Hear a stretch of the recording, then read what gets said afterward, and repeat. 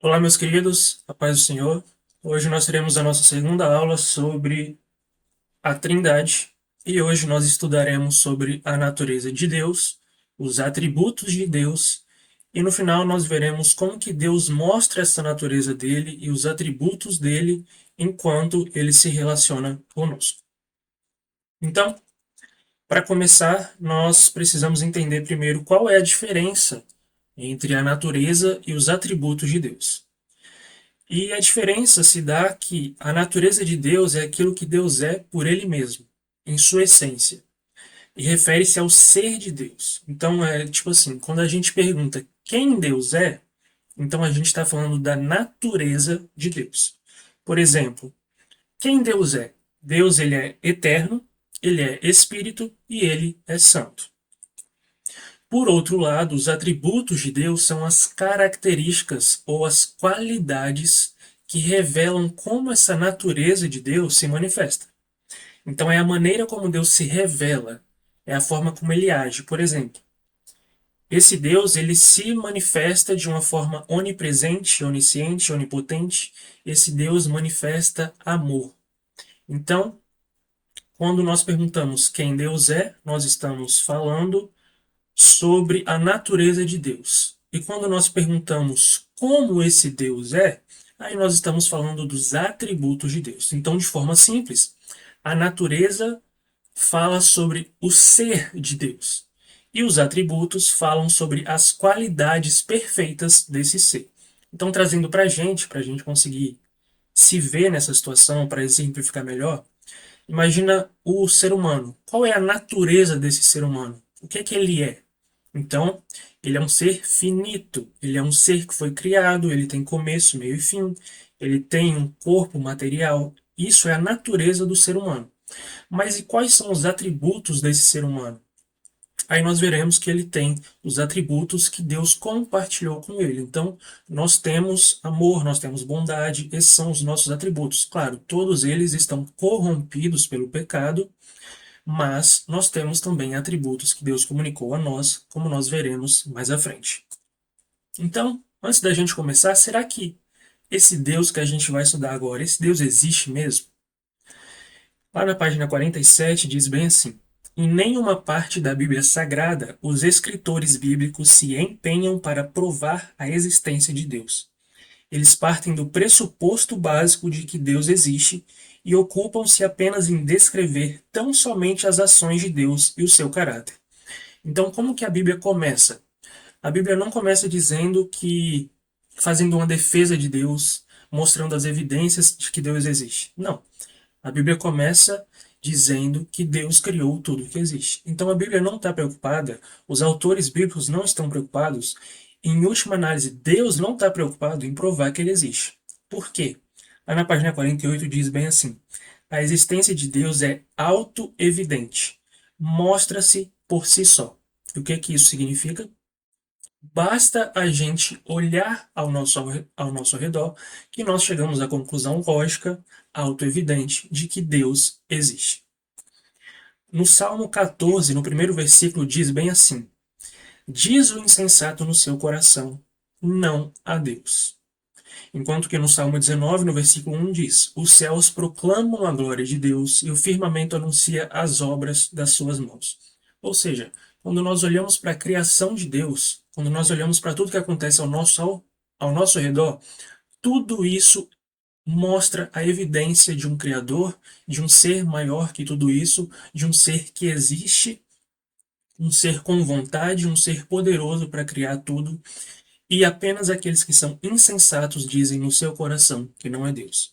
Então, qual é a conclusão que a gente chega? Que Deus existe, sim. Então, agora nós vamos ver qual é a natureza desse Deus que existe. E a natureza de Deus, como eu já disse no começo, é aquilo que Deus ele é em essência.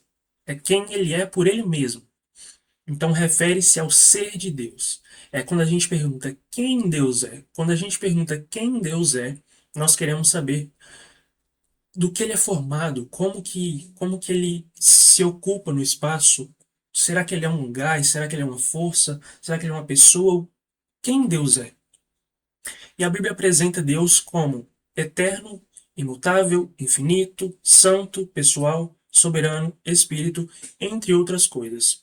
Mas nós vamos ficar nas principais, todas elas, todas as outras orbitam entre essas aqui, que são as principais. Mas na página 49 diz uma coisa interessante. Diz bem assim: não se pode explicar a natureza de Deus por completo, mas devemos crer nele acima de tudo. Por que que isso daqui é interessante? Porque Deus ele não é uma experiência científica que a gente coloca numa mesa e começa a estudar cada partícula de Deus e a gente chega numa conclusão lógica de quem Deus é. Não é assim que Deus funciona. Deus é um ser transcendente. Ele não está preso em um lugar onde a gente consegue estudá-lo completamente. A gente consegue aprender de Deus aquilo que ele revela dele mesmo. E aquilo que ele revela dele mesmo não é suficiente para a gente compreendê-lo na sua plenitude. Por quê? Porque Deus é muito maior do que a nossa cabeça. Ele não cabe na nossa cabeça. E é por isso que a gente não consegue entender Deus completamente. Mas a gente consegue entender um pouco, sim, daquilo que ele revelou dele mesmo. Então, a primeira coisa, a primeira característica da natureza de Deus é que ele é autoexistente. E o que significa isso? Deus existe por si mesmo. Ele não deriva de existência de nenhuma causa externa. O que isso significa? Deus não precisou que alguma coisa acontecesse para que ele viesse a existir. Deus não precisa de uma causa para existir. Ele existe por ele mesmo. Ele tem a existência nele mesmo, ele tem vida por si só. Então ele não precisa de uma causa externa, uma coisa fora dele, para trazer ele à existência. Então ele é autoexistente, ele existe por ele mesmo. Então a segunda coisa que a gente vai ver agora é da natureza de Deus é que ele é eterno. Então se Deus existe por si mesmo, ele só pode ser eterno. E uma coisa que eu quero que vocês prestem atenção é que uma coisa necessariamente leva a outra. Então, se Deus existe por ele mesmo, ele só pode ser eterno. Se ele não teve um começo, então ele só pode ser eterno. Se ele não teve um começo, ele também não terá um fim. Ele sempre existiu e sempre vai existir. Então, isso é a eternidade de Deus. E eu quero que vocês prestem atenção que sempre um ponto da natureza de Deus vai ligar logicamente a outro. Então, se Deus não teve nada que deu um começo a ele, então isso significa que ele é eterno. Na página 65 diz bem assim: eternidade é o infinito quanto ao tempo. Então, em relação ao tempo, Deus é infinito. Isso é eternidade. Deus não dependeu de nada para começar, pois ele não teve um começo. Deus transcende o tempo não o condiciona nem o governa. Ou seja, Deus ele está fora do tempo. Na verdade, o tempo é uma criação do próprio Deus. Então não faz sentido ele estar debaixo de uma criação dele mesmo. Deus está acima disso e por isso ele é eterno, ele não está preso no tempo. Então aqui continuando, se Deus ele não está preso no tempo, significa que ele é imutável, ou seja, Deus não pode mudar. Quando uma pessoa muda, significa que passou um tempo e ela não é mais a pessoa que ela era no passado. Mas isso não acontece com Deus. Deus não muda. Mudança pressupõe sucessão temporal, ou seja, tempo passando, sucessão de tempo. E desenvolvimento. Conforme o tempo passa, nós nos desenvolvemos e nós mudamos. Para pior, para melhor, mas nós mudamos. Isso não acontece com Deus porque ele está fora do tempo, o tempo não age com ele. E se Deus é imutável, então ele é perfeito. Por quê? Toda mudança gera um ganho ou uma perda. Deus não ganha melhorias com o tempo e nem perde defeitos ao passar dos anos. Ele não vai ficando melhor conforme o passar do tempo. Ele não muda. E nem precisa mudar, pois ele é perfeito. Então, se com nós vamos. O que é a obra da santificação na nossa vida? É o Espírito Santo vir, trazer vida ao nosso coração, e a cada dia, cada semana, cada mês, cada ano, cada dia que se passa, nós vamos cada vez mais melhorando e nos tornando mais parecidos com Jesus. Isso é a obra da santificação. Por que que nós passamos por isso? Porque nós somos imperfeitos. Só que Deus não precisa passar por isso. Deus é o mesmo Deus de 2.000 anos atrás, de 6.000 anos atrás e mesmo de antes da fundação do mundo. Deus é o mesmo, ele não muda, porque ele é perfeito, ele não precisa mudar. Ele é o mesmo ontem, hoje e sempre. Então, se Deus é perfeito, isso significa que ele é absoluto. O que significa isso? Absoluto significa algo completo, total, que não depende de nenhuma condição, limite ou comparação externa para existir ou ser verdadeiro. Ou seja, Deus ele é absoluto porque nada fora dele pode limitá-lo, condicioná-lo ou completá-lo. Isso significa que Deus ele não precisa de uma causa externa e nada fora dele pode limitar ele, nada pode condicioná-lo e ele não precisa de nada para ser completo. Deus ele é completo nele mesmo e nada pode limitá-lo, ou seja, ele é um ser absoluto. Por quê? Porque ele é perfeito.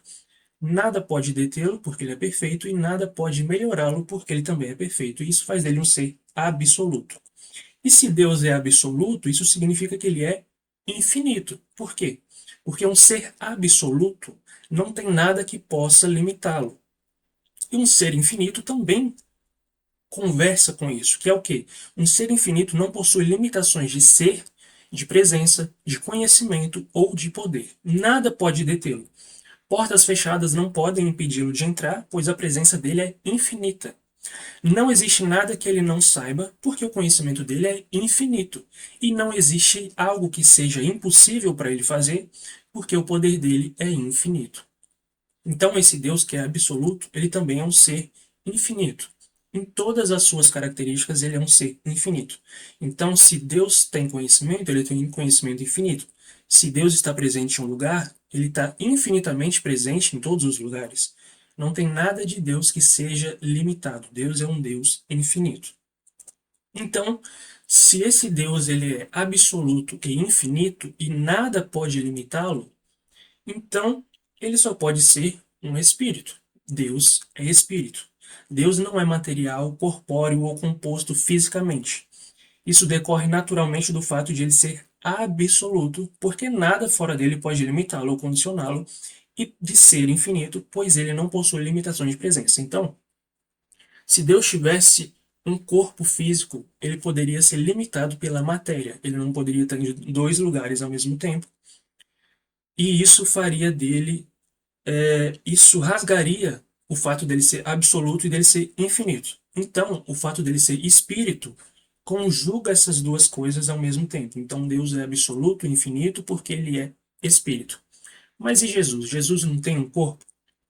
E a verdade é que quando Jesus se despiu da sua glória e teve um corpo assim como o nosso, ele estava limitado fisicamente. Mas na página 48 diz bem assim: Deus é espírito e por isso ele não tem um simples corpo de substância material com apenas sangue e carne, mas ele tem um corpo glorificado, um corpo espiritual. Então Jesus, enquanto ele esteve aqui na terra, ele se despiu da sua glória e quando ele foi assunto aos céus, ele retomou a sua glória. Então, agora, embora Jesus tenha um corpo, é um corpo espiritual, um corpo glorificado, um corpo que não o impede de estar em todos os lugares ao mesmo tempo. E ele não deixa de ser espírito por causa disso, porque ele tem um corpo espiritual, ainda que seja um corpo físico que a gente possa tocar.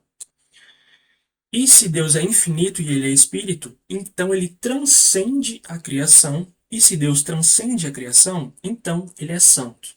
E aqui eu não quero que vocês pensem como santo apenas em ética ou apenas em moral.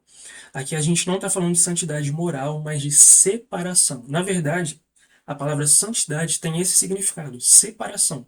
Santidade significa separar. Então, santidade, para Deus, não necessariamente é apenas a excelência moral dele, mas também diz sobre ele ser separado da criação. E nesse sentido, o que significa Deus ser santo nesse sentido? Significa que ele é único, não tem nenhum outro que é igual a ele.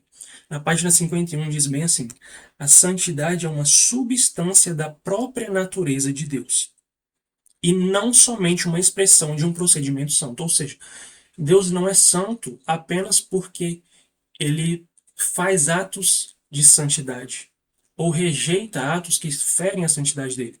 Não, Deus é santo por ele mesmo. Ele é separado da criação, ele é único, não tem nenhum igual a ele, não tem nenhum que se achegue perto dele, e por isso ele é santo, ele é separado. Então, se Deus é santo, ou seja, se ele é separado de tudo que existe, e se ele criou todas as coisas, então toda a criação deve se submeter a ele. Por quê? Porque ele é único, ele é o criador dos céus e da terra. E se tudo deve se submeter a ele, então Deus é soberano. E o que que significa isso? Deus é o criador de todas as coisas, mas ele é separado da sua criação. Ele transcende a criação, porque ele é superior a ela. E a santidade de Deus dá direito a ele absoluto sobre todas as coisas. E aqui vem a soberania de Deus. Por ele ser santo, por ele ser separado, por ele ser superior a tudo que existe, e por ele ser o criador de todas as coisas, ele tem o direito de quê? De fazer tudo o que ele quiser fazer, do jeito que ele quiser fazer, e quando ele quiser fazer, e se ele quiser fazer. Então, isso é a soberania de Deus. É Deus fazer o que ele quer, do jeito que ele quer, quando ele quer, se ele quiser fazer. Isso é a soberania de Deus. E importa dizer que absolutamente nada, nenhuma partícula do universo está fora da soberania de Deus. A estrela mais longe do planeta Terra está exatamente onde Deus queria que tivesse, assim como a poeirinha de sujeira da nossa casa está exatamente onde Deus queria que tivesse. Porque todas as coisas estão debaixo da vontade soberana de Deus. Nada foge da vontade de Deus. Tudo cumpre o propósito de Deus. E se Deus é esse Deus que tem vontade sobre a criação, ele não pode ser uma força, ele não pode ser uma energia, como algumas pessoas defendem. Algumas pessoas dizem que Deus é uma energia que deixa tudo acontecendo, e na verdade Deus não é isso. Deus é uma pessoa. Então, se Deus é soberano e faz o que ele quer, então Deus tem vontades. E se Deus tem vontades, então ele não é uma simples força ou apenas uma energia, mas ele é uma pessoa. Deus não é uma força impessoal ou energia abstrata, como alguns defendem. Deus se mostra a nós como sendo uma pessoa. Na palavra dele, ele se revelou como alguém que pensa, que deseja, que ama, que fala, que decide, que se relaciona, que faz alianças, entre outras coisas. Logo, ele possui uma personalidade. Sendo assim, ele é uma pessoa. É interessante dizer que tudo isso que eu estou falando se aplica às três pessoas da Trindade. Por quê? Porque todas são Deus. Isso aqui que eu estou falando é da essência divina, é da divindade. Todas as pessoas que fazem parte da divindade compartilham essas mesmas coisas. Então, se Deus é uma pessoa, significa dizer que Deus Pai é uma pessoa, Deus Filho é uma pessoa e Deus Espírito Santo é uma pessoa. Porque algumas pessoas entendem erroneamente, de forma errada, que o Espírito Santo é uma força, que você joga o Espírito Santo nas pessoas, que você controla o Espírito Santo porque ele é um gás, alguma coisa assim. E na verdade não, o Espírito Santo é uma pessoa, assim como o Pai, assim como o Filho, porque ele também é Deus. Então as três pessoas da divindade compartilham essas mesmas naturezas, por quê? Porque elas têm a mesma essência divina. Então, aqui a gente já vai para os atributos de Deus, mas relembrando, voltando aqui no começo, Deus ele é autoexistente, ele existe por ele mesmo. Nada gera Deus, ele sempre existiu. E se nada cria Deus, significa que ele é eterno. Ele não teve um começo e também não vai ter um fim, ele é eterno. E se Deus é eterno, isso significa que ele transcende o tempo, ele não está preso no tempo. Então, se o tempo não age, não interfere em Deus, significa que ele é imutável. O tempo não muda ele. O tempo não deixa Deus mais velho e lá atrás Deus não era mais novo. Deus não aprendeu coisas com o passar do tempo. Deus é imutável, ele sabe de tudo, ele não precisa mudar. E se Deus não precisa mudar, significa que ele é perfeito. Diferente de nós que vamos melhorando e nos tornando mais parecidos com Jesus com o passar do tempo, Deus ele é perfeito, ele não precisa do tempo agir nele para ele ficar melhor do que ele já é. E se Deus é perfeito, ele é absoluto. Por quê? Porque não tem nada fora dele que impeça ele, ou nada fora dele que possa completá-lo, que possa torná-lo melhor do que ele já é. E se Deus é absoluto, Deus é infinito. Nada pode deter Deus. Tudo que Deus tem, ele tem infinitamente.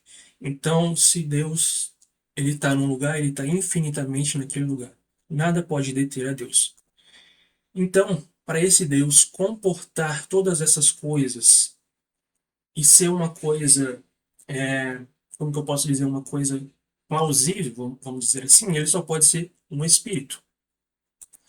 E esse Deus que é infinito, que é espírito, ele é santo porque ele é superior à criação dele. Ele está separado da criação dele. Por isso ele é santo. E esse Deus que é santo, ele está acima da criação, ele é soberano. Isso significa dizer que toda a criação deve se submeter à vontade dele, ou melhor, não é nem que deve, ela se submete e ponto final. É aquela história de João, que tem os seus irmãos jogando ele no poço. E aí, lá no final da história de. Eu falei João, né? Mas é José. Lá no final da história de José, o que que José fala sobre aquilo? Deus fez aquilo para que ele fosse para no Egito e para que ele governasse o Egito e tratasse aquela questão da fome. Enfim, tudo aquilo foi um plano de Deus, é o que José fala. Então, imagina que os irmãos queriam fazer uma maldade, mas Deus já tinha tudo aquilo anotado nos planos dele para que aquilo acontecesse, porque Deus tinha um plano lá na frente. José reconhece isso e fala: tudo aconteceu conforme Deus queria que acontecesse. Então, isso é a soberania de Deus. É o ser humano fazendo mal porque ele quer, mas Deus transformando até a maldade do homem em coisas boas. A soberania é isso. Todas as coisas que Deus planeja vão acontecer de um jeito ou de outro, de um jeito que a gente não entende, de um jeito que a gente não quer, mas vão acontecer. Por quê? Porque Deus é soberano e tudo acontece do jeito que ele quer. E esse Deus que tem todas essas coisas e tem uma vontade, ele é uma pessoa com a qual a gente se relaciona. Então, partindo para os atributos de Deus, agora a gente vai ver que o que são esses atributos, né? Os atributos de Deus, eles são características, ou seja, são qualidades que revelam como a natureza divina se manifesta. É a maneira como Deus se revela e é a forma como ele age. Então, os atributos de Deus, eles podem ser divididos em dois, que são os comunicáveis e os incomunicáveis. Os comunicáveis são aqueles que Deus transmite ou ele comunica com a gente. Ou seja, aqueles que Deus compartilhou conosco quando ele nos criou. Já os incomunicáveis são aqueles que apenas Deus tem e mais ninguém. Ele não transmitiu esses atributos para ninguém quando ele criou, porque apenas Deus tem esses atributos. Então, Gênesis 1:26 diz bem assim: E Deus disse: façamos o ser humano à nossa imagem, conforme a nossa semelhança. E o que que significa isso? Significa que quando Deus nos criou à imagem dele, conforme a semelhança dele, ele transmitiu a nós alguns de seus atributos. Ou seja, Deus colocou na gente, no nosso interior, ele colocou amor, bondade, ele colocou justiça, santidade, graça, entre várias outras coisas. E tudo isso que Deus colocou em nós são atributos de Deus que ele comunicou a nós, ou seja, são coisas que Deus tem, mas que quando ele nos criou, ele passou para a gente. Então, mas tem um porém. Existem atributos de Deus que quando ele nos criou, ele não passou para a gente, que é o caso do quê? Quando Deus nos criou, ele não nos fez onipresentes, oniscientes e nem onipotentes. Esses são os atributos incomunicáveis de Deus porque ele não comunicou com a gente. Ou seja, a gente não pode estar em todo lugar ao mesmo tempo, coisa que Deus pode. A gente não sabe de todas as coisas, Deus sabe. E a gente não pode fazer tudo que a gente quer, mas Deus pode. Esses são atributos que Deus tem, mas que ele não comunicou com a gente. Então, vamos ver agora os atributos incomunicáveis de Deus. E os atributos incomunicáveis de Deus também são chamados de naturais, os atributos naturais. E são características exclusivas apenas de Deus e que não são compartilhadas com a humanidade. Então, na página 58 diz bem assim: os atributos naturais de Deus são onipresença, onisciência e onipotência. Esse oni antes das palavras significa, é uma derivação do latim omnis, que significa todo. Então, se a gente pegar esse oni e traduzir para todo, a gente vai ter bem assim, que Deus é todo presente, que Deus é todo ciente e Deus é todo potente. Então, sobre a onipresença de Deus, significa que Deus está presente em todo lugar e em todo o universo simultaneamente, não sendo limitado pelo espaço. Na verdade, não é como se o universo existisse e Deus está habitando no universo. É porque tudo que existe, existe em Deus. Não existe nada que está fora de Deus. Deus, tudo está em Deus. Isso não significa dizer que todas as coisas são Deus, como algumas pessoas defendem, algumas pessoas dizem que as árvores são Deus, não é isso. Mas todas as coisas estão em Deus porque não existe nada fora de Deus. Assim como não existe nada fora do universo, não existe uma estrela fora do universo, não existe um planeta fora do universo, da mesma forma não existe nada que está fora de Deus. E é por isso que Deus está em todo lugar e em todo o universo simultaneamente, porque tudo está em Deus, nada está fora dele. E na página 59 diz bem assim: a onipresença não significa que, enquanto uma parte de Deus está num lugar, uma outra parte está no outro lugar. Não significa isso, porque Deus ele é indivisível. Ele está em sua plenitude em todos os lugares. Então, não é que uma parte de Deus está aqui comigo agora e outra parte de Deus está aí com você agora. Não, Deus está plenamente aqui comigo e plenamente aí com você e plenamente em todos os lugares. Deus não se divide, Deus é indivisível. Agora sobre a onisciência de Deus. O que significa isso? Onisciência, como a gente viu, é toda ciência, todo ciente. Ciência vem de saber, vem de ter ciência, de saber o que acontece, de ter conhecimento. Então, sendo assim, Deus possui conhecimento total e perfeito de tudo o que existe do passado, do presente e do futuro. Na página 61 diz: a onisciência de Deus abrange também o futuro. É a chamada pré-ciência. Pré-ciência, como o próprio nome diz, é você ter ter uma ciência prévia. É ter uma. Achei que tinha alguém me chamando. Mas é você ter uma pré-ciência, é você ter uma ciência prévia do que vai acontecer. E continuando, agora a gente tem a onipotência. O que é a onipotência? É Deus, ele tem o poder absoluto e ilimitado para realizar todas as coisas que estão de acordo com a sua vontade. Então Deus tem poder para fazer tudo? Tem. Então Deus pode pecar? Não, porque isso não comunica com o restante de Deus, isso não faz parte da vontade de Deus. Então Deus pode fazer tudo que está de acordo com a vontade dele. E agora tem um salmo que eu gosto muito particularmente, porque ele comunica todos esses atributos de Deus, que é o Salmo 139. É um salmo de Davi e ele diz bem assim. Agora a gente vai ver a onisciência de Deus no Salmo 139, que diz bem assim: ó Senhor, tu examinas meu coração e conheces tudo a meu respeito. Sabes quando me sento e quando me levanto. Mesmo de longe conheces meus pensamentos. Tu me vês quando viajo e quando descanso. Sabes tudo o que faço.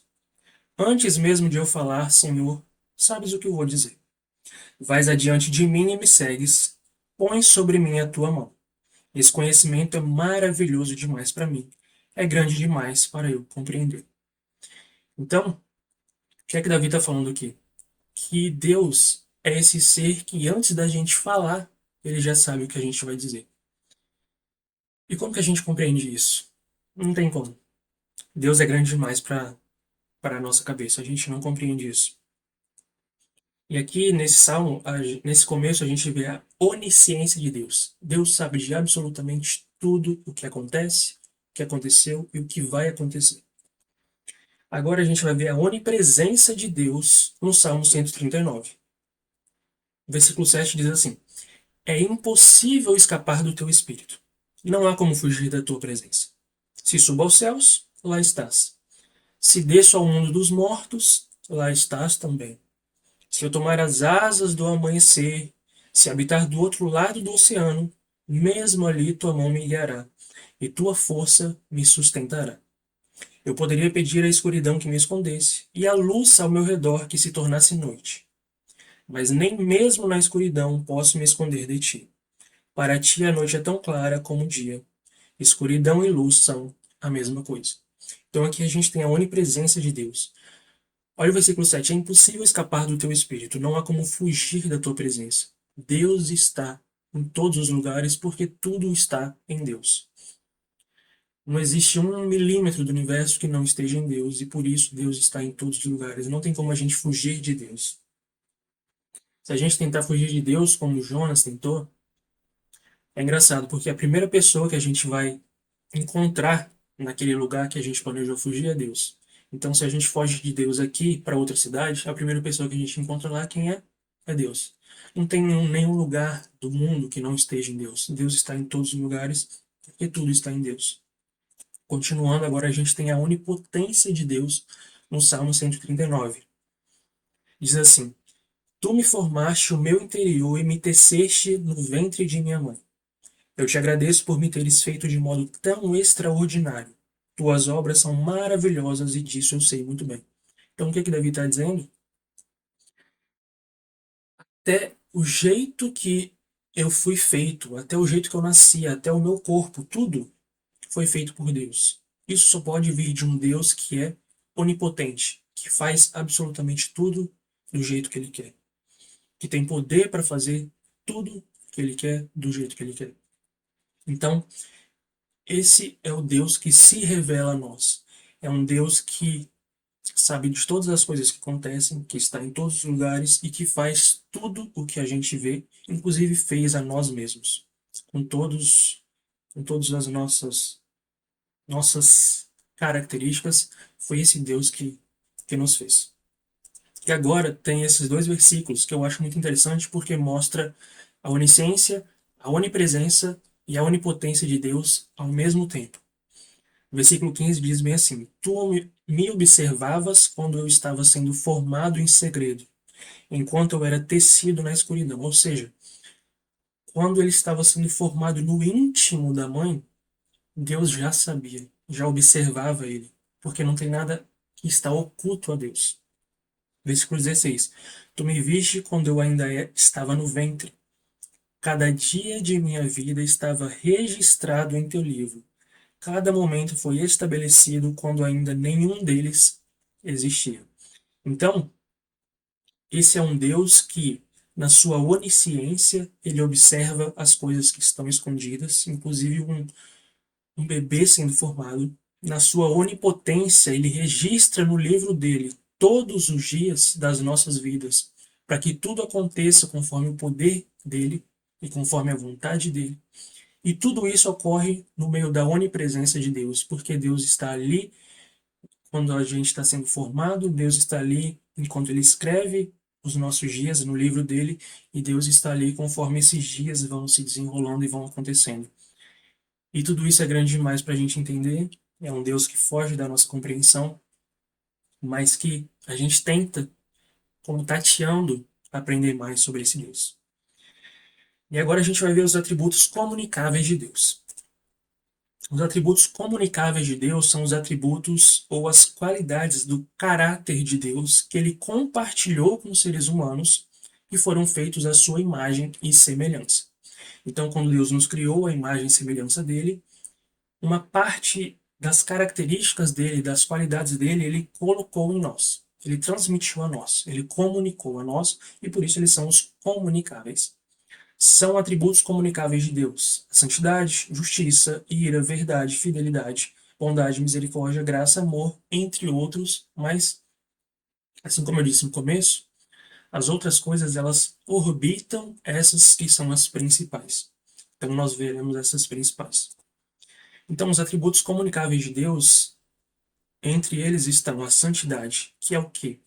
Agora eu quero que vocês pensem na santidade como algo moral, como algo ético, como algo elevado na excelência moral de Deus. Porque agora, antes, nós estávamos vendo a natureza de Deus, quem ele é por si só. Agora nós estamos vendo como Deus se manifesta, como aquela divindade que tem aquelas naturezas, se manifesta tendo aquelas naturezas. Então a santidade de Deus, a santidade da natureza de Deus, revela a nós através do quê? De toda ação divina expressa pureza moral absoluta. Então, esse Deus separado, que diz respeito à natureza dele, agora, no seu atributo, ele tem uma excelência moral. Não tem nenhum que atinja essa excelência moral. Por isso ele é santo, separado, mas também ele é santo porque tem uma moral excelente, uma ética excelente. Ele é puro, ele não tem pecados, ele é santo. Então, da mesma forma como eu disse no começo, que um ponto da natureza de Deus liga outro de forma lógica, aqui também os atributos de Deus, eles ligam, eles se ligam um ao outro de forma lógica. Então, se Deus é santo, então ele só pode ser justo. Por quê? A santidade de Deus, quando ela é aplicada moralmente, produz justiça perfeita. Então, um Deus que é santo, que tem uma pureza moral absoluta, quando ele tomar uma decisão, essa decisão só pode ser uma decisão justa. Porque não tem interferência de pecado, não tem maldade no que ele faz. Tudo que ele faz é santo, então ele só pode ser um Deus justo. Então, esse Deus que é justo, ele não pode fechar os olhos para o mal que existe no mundo. Então, aí vem a ira de Deus. E a ira de Deus é quando a justiça de Deus se manifesta para punir o mal que existe. Então, esse Deus que é santo, tudo que ele faz é justo. E esse Deus que é santo e justo não pode deixar que o mal continue no mundo. Então, Deus pune o mal com a ira dele. E esse Deus, que é santo e justo, ele faz tudo baseado na verdade. Por quê? Porque ele não pode tomar como base uma mentira para ser justo.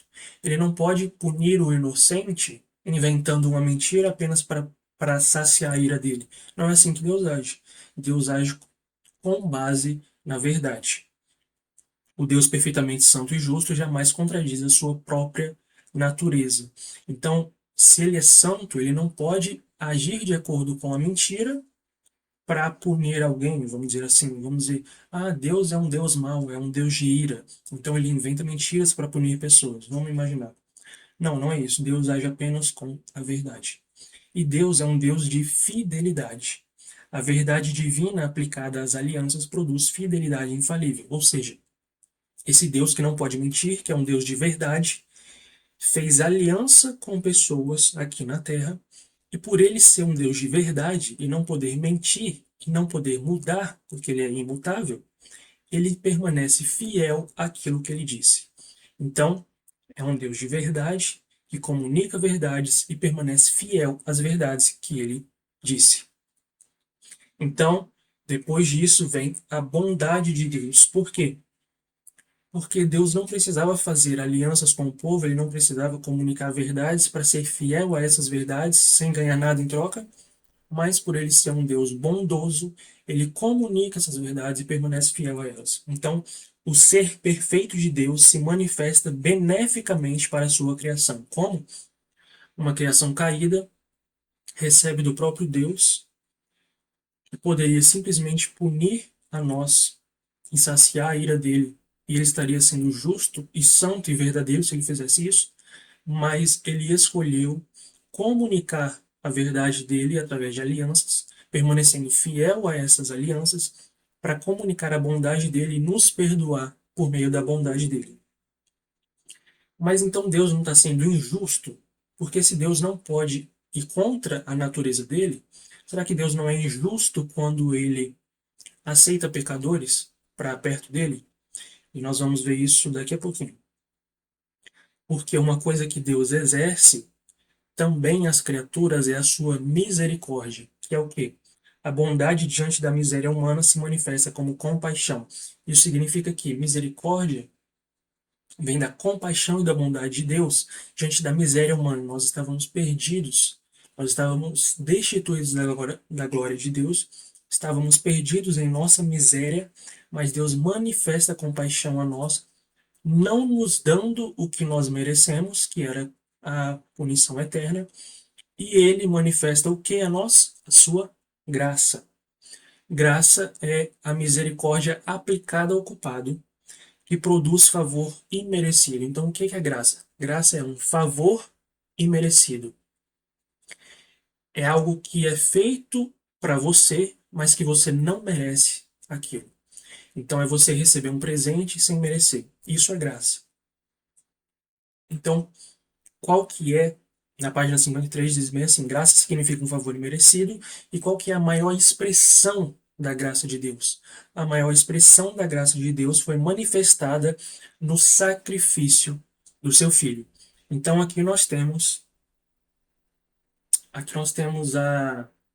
aquilo que eu disse sobre Deus ser injusto em aceitar pecadores para perto dele. E Deus não é, por quê? Porque ele age.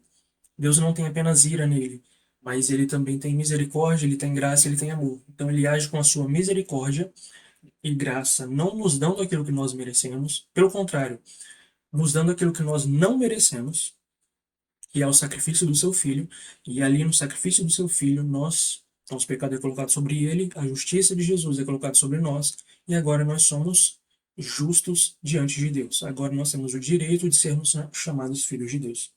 Então, quando Deus nos aceita, ele não aceita pecadores. Ele aceita pessoas justificadas pelo sangue do Cordeiro. Por isso que Deus não se torna um ser injusto. E o último atributo comunicável de Deus que a gente vai ver é o amor, que é a graça divina, ela culmina, ela chega ao ápice na entrega pactual de si mesmo ao seu povo em Jesus Cristo. Então, o amor de Deus foi tão grande que ele entrega a si mesmo para morrer em nosso lugar, para saciar a ira dele contra nós, para nos livrar dele mesmo, para que nós fôssemos aceitos por ele. Então é uma coisa que não faz sentido aos nossos olhos. Por que Deus precisava fazer isso? Aliás, ele não precisava. Por que Deus fez isso? Porque ele quis. E na página 53 diz bem assim: a misericórdia e a longanimidade de Deus são expressões do seu amor. Isso daqui é interessante comentar. Os atributos de Deus, eles não são divisíveis. Deus não é um boneco de montar e desmontar. Deus é mais complexo do que podemos imaginar. O que significa isso? Não é porque Deus exerce misericórdia que, não, aqui Deus está exercendo misericórdia, aqui ele está exercendo amor, aqui ele está exercendo graça. Não. Deus exerce tudo ao mesmo tempo. Não tem como dividir uma coisa da outra. Deus é um ser complexo. Assim como nós somos complexos, assim como a gente faz coisas que, por mais de uma motivação, Deus também age por mais de uma. Deus exerce seus atributos mais de uma vez só. Então Deus não precisa apenas do amor dele para agir. Tudo isso age junto de uma vez só. Então, por exemplo, se Deus está exercendo ira, ele não pode exercer amor ao mesmo tempo? É claro que pode. Quer ver um exemplo?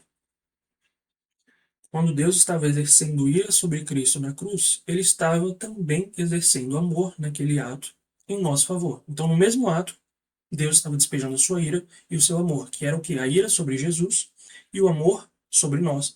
Tudo naquele mesmo ato. Então, Deus é um ser muito complexo para a gente dizer, não, aqui foi amor, aqui foi misericórdia, aqui foi graça, aqui.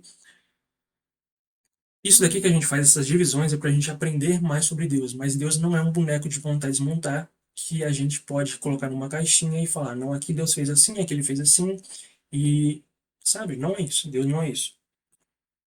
E agora, como que Deus manifesta essa natureza dele e os atributos dele enquanto ele se relaciona conosco? Eu acho que já ficou claro no nosso dia a dia como que Deus pode se relacionar conosco, mas eu quero voltar para 2000 anos atrás e dizer que todas essas coisas, toda a natureza de Deus, todos os atributos dele, tudo isso, o que está no centro de tudo isso é o Evangelho. Tudo converge em Jesus.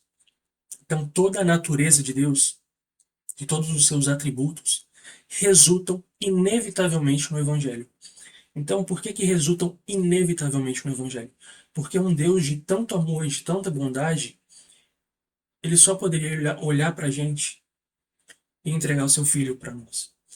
Por mais que ele não precisasse, é como se fosse inevitável. Como que um Deus de tanto amor não faria isso, não faria um ato de amor? Sabe? Então a cruz é o ponto onde santidade, justiça, ira, misericórdia, graça, amor, verdade, soberania, tudo isso, tudo que Deus é, tudo aparece simultaneamente na cruz, sem contradição. Quer ver? A santidade de Deus é mostrada na cruz. Por quê? Porque nós não poderíamos ser aceitos por Deus, porque sim, Deus não poderia estalar o dedo e aceitar a gente no céu. Não é assim que funciona. Por quê? Porque ele estaria ferindo a santidade dele. Então, na santidade dele, ele coloca a justiça dele em jogo também, que é o quê? Na santidade dele, ele coloca a justiça em jogo, que é colocar os nossos pecados sobre Jesus e a justiça de Jesus sobre nós. Então, agora, e a ira aqui, quando Jesus é colocado sobre ele os nossos pecados, Deus Pai pune os nossos pecados nele, sacia a ira dele, sacia a ira dele sobre os nossos pecados que estavam em Jesus. E tudo isso vem da misericórdia, da graça e do amor de Deus, que ele manifestou através das verdades, que ele foi fiel àquelas alianças que ele fez, e tudo isso está dentro da soberania de Deus, porque ele fez isso do jeito que ele quis, quando ele quis. Enfim, esse é o Deus que a gente adora. É um Deus que é uma pessoa complexa, com todas as suas características, qualidades, e que tem uma natureza divina complexa demais para a gente entender. E é isso. Aqui a gente já vai para o questionário. Eu não sei se ficou alguma dúvida. Se ficou, pode vir no meu WhatsApp e perguntar, mandar áudio, enfim. E é isso. Voltando agora só para a gente relembrar essa segunda parte. Então, sobre os atributos de Deus, nós temos dois tipos, os comunicáveis e os incomunicáveis. Os comunicáveis são os que ele passou para a gente quando ele criou a gente, e os incomunicáveis são aqueles que ele não passou para a gente quando ele criou a gente. Então, aqueles que são atributos incomunicáveis são a onisciência de Deus, a onipotência, a onipresença. Que é o que? A onipresença, Deus está em todo lugar ao mesmo tempo, a onisciência, Deus saber de tudo, e a onipotência, Deus fazer tudo o que está de acordo com a vontade dele. Então, os atributos comunicáveis são aqueles que Deus passou para a gente quando ele criou a gente. E entre eles estão santidade, justiça, ira, verdade, fidelidade, bondade, misericórdia, graça e amor. Então aqui a gente tem a santidade de Deus, que implica necessariamente na justiça dele. Então, um Deus que é santo só pode ser um Deus justo. Um Deus que é santo e justo tem que ter a ira dele contra o mal. Ele não pode deixar o mal impune e contra o mal ele exerce a sua ira. Então, esse Deus, ele só pode agir de acordo com a verdade. Ele não pode ter mentira nele. Por quê? Porque ele é um Deus santo, ele é um Deus justo. E ele é um Deus que se ira contra a maldade. Então, não faz sentido ele ser mal nele mesmo, porque ele se teria ira contra si. Mas é um Deus que permanece fiel à sua verdade. Então é um Deus que diz verdades, mas permanece fiel às suas verdades. E por que ele faz isso? Porque ele é um Deus que tem bondade. É um Deus que exerce sua misericórdia e graça, nos dando um favor imerecido, que é o que? É o amor com que ele nos amou, entregando o seu Filho na cruz para nos perdoar de nossos pecados. Então esses são os atributos de Deus e ele comunica a nós os atributos que ele não comunica, e também essa é a natureza de Deus. Lembrando que tudo isso, tudo que Deus é, se manifesta em sua plenitude na cruz, porque ali tudo de Deus é revelado sem nenhuma contradição. Então, partindo para o questionário, na página 56 diz bem assim, na número 1. Quanto à existência de Deus, assinale a errada. É errado que a existência de Deus é auto-obscuro. Nunca mostra-se por si só. Na verdade, é exatamente o contrário, ela é auto-evidente. Número 2. Significa um favor imerecido que Deus, na sua perfeita justiça, manifestou por intermédio do sacrifício do seu Filho. É a graça. Graça é um favor imerecido. E o maior ato de graça foi Deus entregar o seu Filho para morrer em nosso lugar. Número 3 é a letra D, que diz assim: a misericórdia e a longanimidade de Deus são expressões do seu amor. A número 4 é certo dizer que não se pode explicar a natureza de Deus, mas somente crer nele. Por quê? Porque Deus é um Deus muito grande para caber na nossa cabeça. Então cabe a nós o quê? Nos sujeitarmos à sua vontade, à sua glória, render graças ao nome dele e crer nele. Número 5 é errado que a santidade é somente uma expressão de um procedimento santo e não uma substância da própria natureza de Deus. Como nós vimos, A santidade de Deus, ele é santo por natureza, porque ele é separado, ele é único, não tem nenhum igual a ele, e ele manifesta essa unicidade dele, o fato de ele ser único, uma excelência moral que nenhum outro tem. Então Deus é santo porque ele faz santidades, mas ele é santo também porque ele é santo em seu ser. Na página 70 diz bem assim, na número 6, os atributos naturais de Deus são, em a letra A, onipresença, onisciência e onipotência. A número 7 diz, a onisciência de Deus abrange também o futuro, que é chamado de, letra D, pré-ciência. Que você tem uma ciência prévia do que vai acontecer no futuro. Número 8 é o infinito quanto ao tempo. É a eternidade.